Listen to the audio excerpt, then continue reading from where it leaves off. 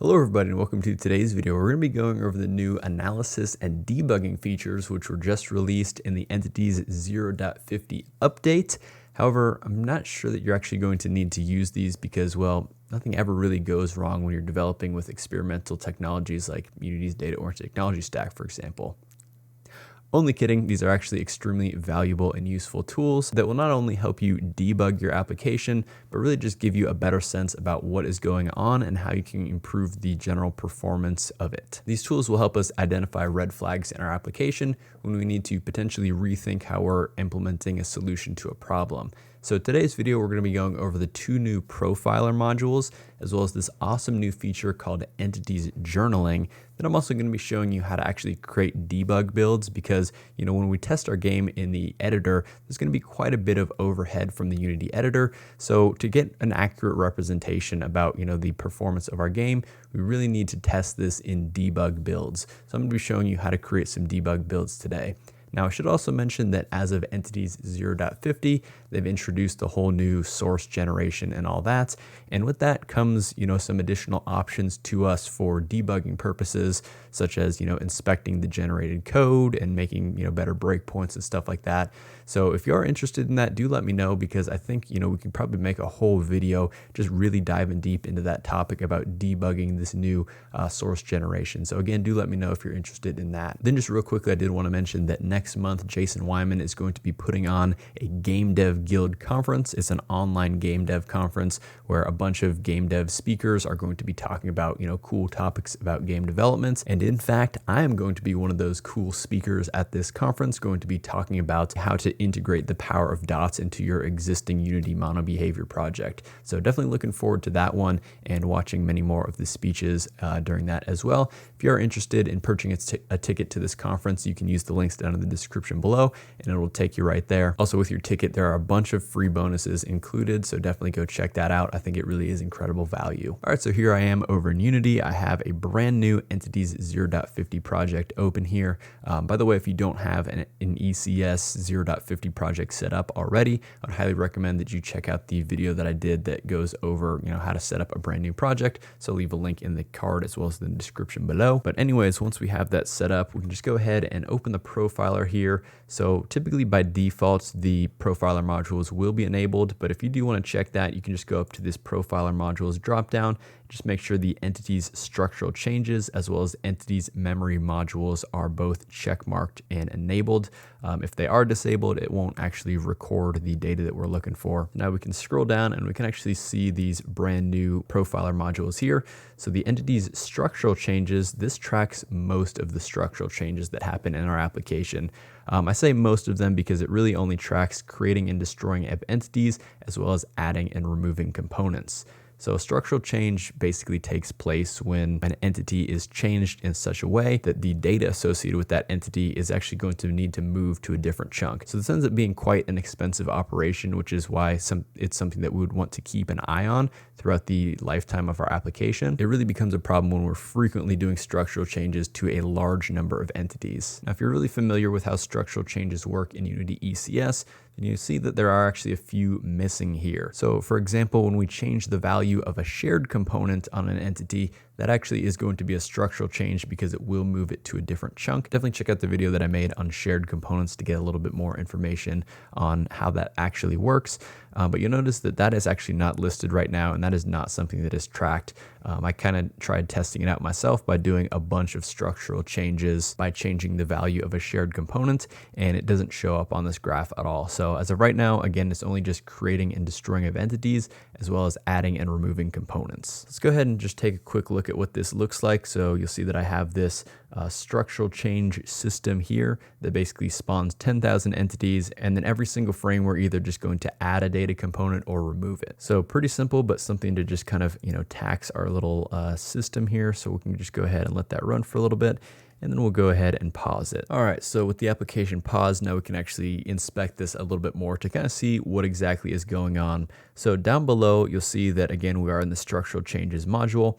you'll see that, all structural changes, we have a count of 10,000, of course, because we have 10,000 entities that we're doing structural changes on every single frame. And we can actually see the cost of that. So the cost is 1.135 milliseconds, so just a bit over 1 millisecond, which, isn't terrible considering that we're doing this on 10,000 entities. Of course, there are many optimizations that are being ran because, we're basically just, moving the same type of entity from one archetype to another archetype 10,000 times. So of course, this is, really going to be a problem if we have, a bunch of different types of entities from different archetypes, all just moving around in different places of memory. That's when things will start to get really expensive here. But we can just go ahead and do this drop down, and you'll see in this particular frame, we're doing an add component. We'll see that it's coming from the default world.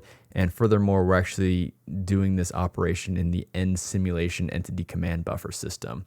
Now, right now, this basically just kind of shows, where the structural changes are being played back from if we're queuing them up in an entity command buffer. However, if we were to use something like the entity manager to, directly change these components, it would show that exact system that we're setting them in here. And then, so then we can just kind of use the arrow keys, and you'll see that we basically go just back and forth between adding and removing components here. Now, again, this graph is just going to kind of give you some information about, what exactly is going on. Again, it's just going to be a bunch of like adding and removing components. You'll see that, on average, it's taking right around 1 millisecond, but occasionally it is going to spike up a little bit past that. All right, and then right below that, you'll see that we have the entity's memory graph, and this is going to give us a good idea about how much memory we're using in an application. Now, it's really helpful because it gives us, how much memory we're allocating versus how much memory we're using. Now, of course, this is something that we need to pay attention to because, when we allocate a new chunk of memory, that's going to be 16 kilobytes worth of memory. And if we set up our application in such a way where we have poor chunk utilization, maybe we only have 1 or 2 entities that are inside of a chunk just because, things are, really segregated out for whatever reason, then that's going to be a little bit of a code smell because now we have all these entities that are living in, all these different places of memory, which is really going to lead to a lot of random accesses. So it's really important that we keep an eye on our memory utilization and we just, make sure that we don't have a whole bunch of wasted space. So if we go ahead and take a look here, you'll see that under this here, it's going to list out all the archetypes here on any given frame. And we can see that right now inside our default world, we have 3 different archetypes. And these are all basically organized by the amount of allocated space here. So for example, this archetype right here, this is going to be that archetype where we're spawning 10,000 entities. You see that we're allocating 80 kilobytes worth of memory here, which works out to 5 chunks. Now you'll see that our chunk capacity is 2040. So basically if we do 2040 multiplied by 5, well, we're gonna get a number that's 10,200. And so that's basically how we can kind of look at these top numbers. So entities, that's the number of actual entities that are spawned in the game. Unused entities is, memory that we've allocated for new entities, that those entities could potentially be there. However, we have not instantiated those there. Now, 200 unused entities with 10,000 spawned, that's a pretty good ratio. If we were seeing something like where it was like unused entities 10,000 and it was entities 200 where this was flipped, then that's going to be a really bad sign. In that case, we're likely going to have a bunch of chunks allocated worth of memory and, really just only a few entities per chunk. And furthermore, we can kind of get some information about the archetype here. So we can see that, this right now just has an entity component as well as a test tag. So now if we do go to another frame here where we actually do have that test data component on here, you see that these numbers are now a little bit different because now we have that test data component, which is an extra 4 bytes worth of memory. So now our chunks can only fit about 1,300 entities in them. And you see that now in this case, we have an unused entity count of 880, which again, still isn't really that bad considering that I know with this, data structure, how it is right now, we basically have 7 chunks that are, fully full of entities, and it's just this last chunk which has room for more of them. All right, so again, these are the new profiler modules, and again, with profiling in general, this isn't something that you need to be like, paying attention to all the time, but maybe if you do create a new system or change the implementation of a system, you should probably, pop open the profiler and just kind of look at these modules and just kind of see, if there's anything, really out of the ordinary that may be significantly impacting the performance of your game. So, just something to keep an eye on every once in a while. All right, question of the day. Let me know in the comments section below, what profiler modules would you like to see in addition to these, or if there are any features that you would like added to these existing profiler modules. Okay, so the next thing that we're going to be talking about is this awesome new feature called Entities Journaling. Now, Entities entities journaling is, such an awesome feature because it really just keeps track of everything that's happening in your ECS game. So of course it's going to keep track of structural changes. So when you spawn entities, destroy entities, add or remove components to them, it's going to keep a record of all those. Furthermore, it's also going to track all data changes. So, every time a transform is updated or, the health value on an entity is updated, all that stuff is going to be tracked inside this entity's journal. Now, this is going to be really useful for debugging, just so we can, really get a good idea about, what exactly is happening, how our data is changing over time. And, really just having this record is going to be extremely helpful to us. All right, so a couple limitations to this. So for one, it's only going to track all these changes when we're running the game inside of the editor or in a development build. It's not going to track these in a production build. Also, as of right now, we can actually only view the entity's journal through our IDE. So I'm going to be showing you how to do that with Writer. However, the steps to do this are pretty similar for Visual Studio as well. However, in the future, there will be options to export this data to a CSV file, so we can kind of, do some extra processing with it how we want to. Also in the future, they will be adding a new editor window directly into the Unity editor, which is going to allow us to go through all these records and see what was happening in our game. If you haven't already, I would recommend checking out the GDC talk where they talk about these new authoring and debugging workflows, and they showed off how these new entities journaling windows will look like in there. Okay, so first things first is we actually do need to enable entities journaling because it's not enabled by default. So up at the top, just go up to dots and then entities journaling, and just go ahead and click the enable entities journaling, and then you'll see a check mark next to it so you know that it is enabled. Another way we can enable it is just go to edit and preferences, and in the window that opens up, navigate to dots and editor, and then just go ahead and click the check mark next to enabled under entities journaling. And you see that here we also do have the option to increase the amount of total memory for entities journaling. Right now I just have it as the default, which is 64 megabytes.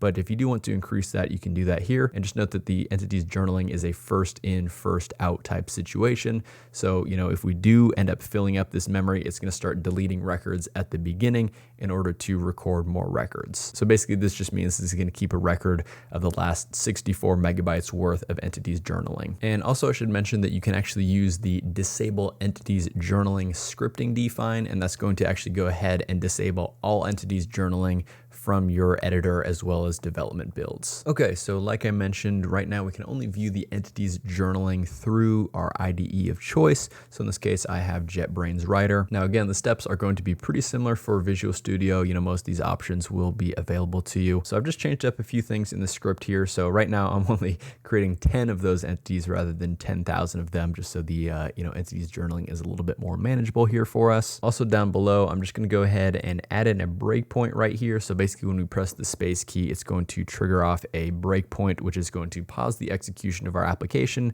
And then there we'll actually be able to inspect our entities journaling. All right, so now once that's all set up, we can just go ahead and enable debugging, which will attach our editor over to Writer. Then we'll come back over to Unity and we'll just go ahead and say, yes, we want to enable debugging for this session.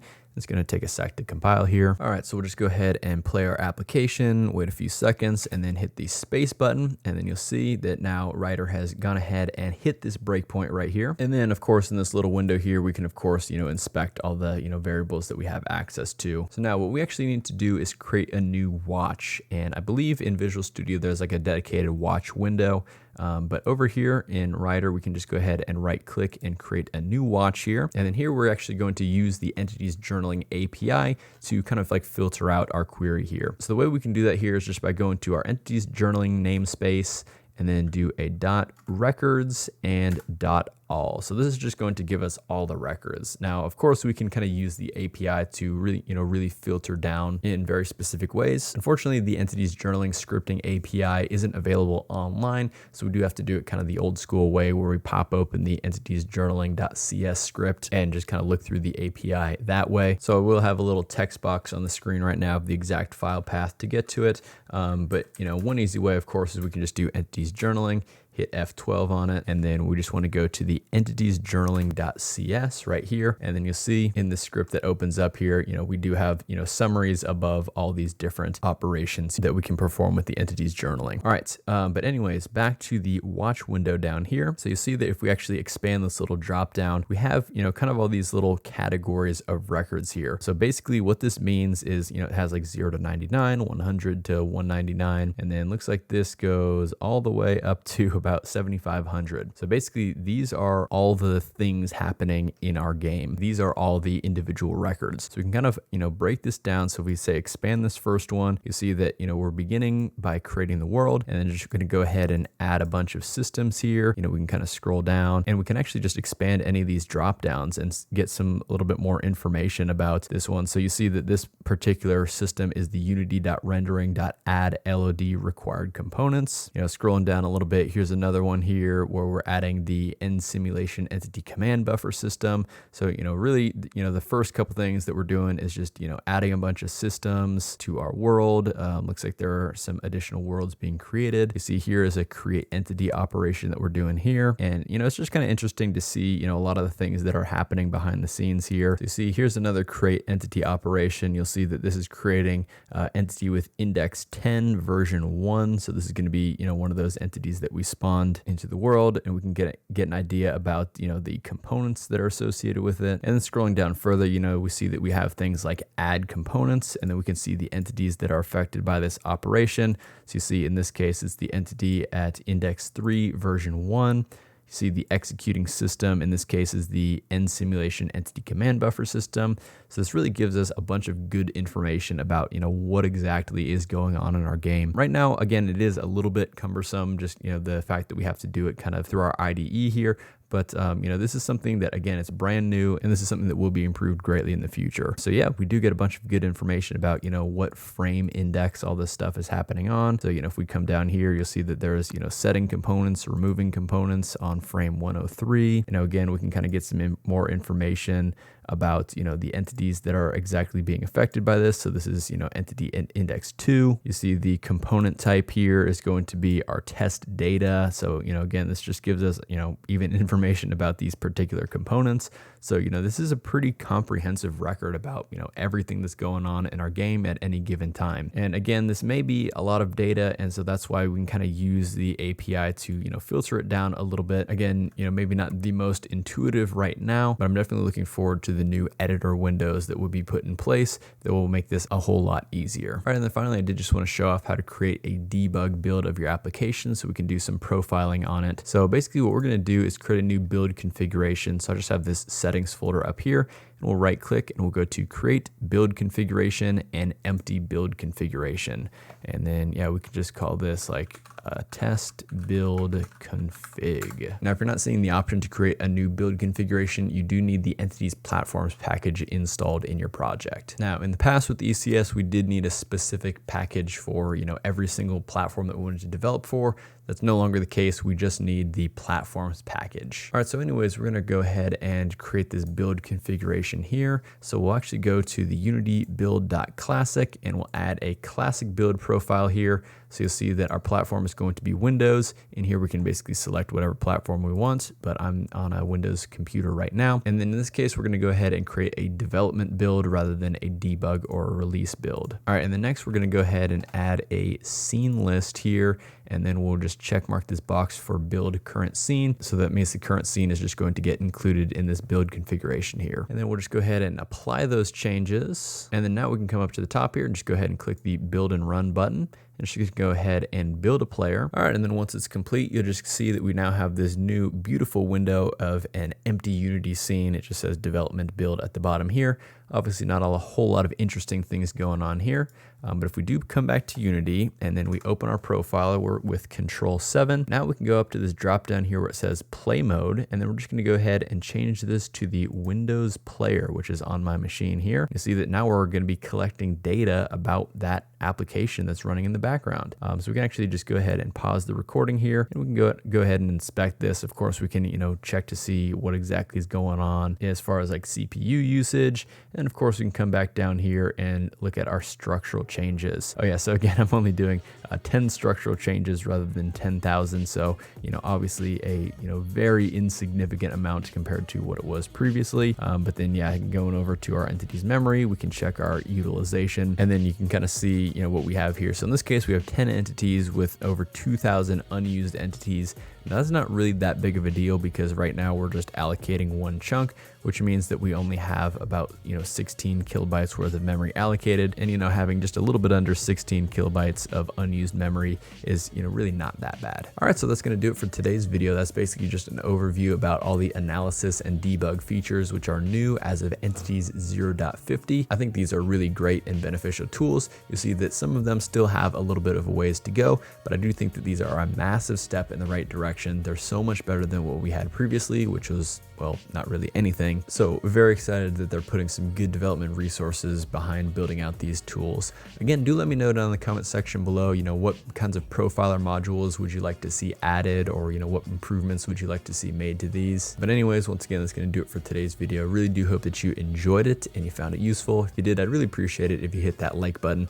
Also, feel free to subscribe to the channel for lots more videos about Unity's entity component system and their data-oriented technology stack. Of course, if you do have any other questions for me or suggestions for future videos, you can always leave those down in the comment section below, or join us over on Discord over at tmg.dev/discord. Hope you all have a fantastic rest of your day, and I'll see you in the next one.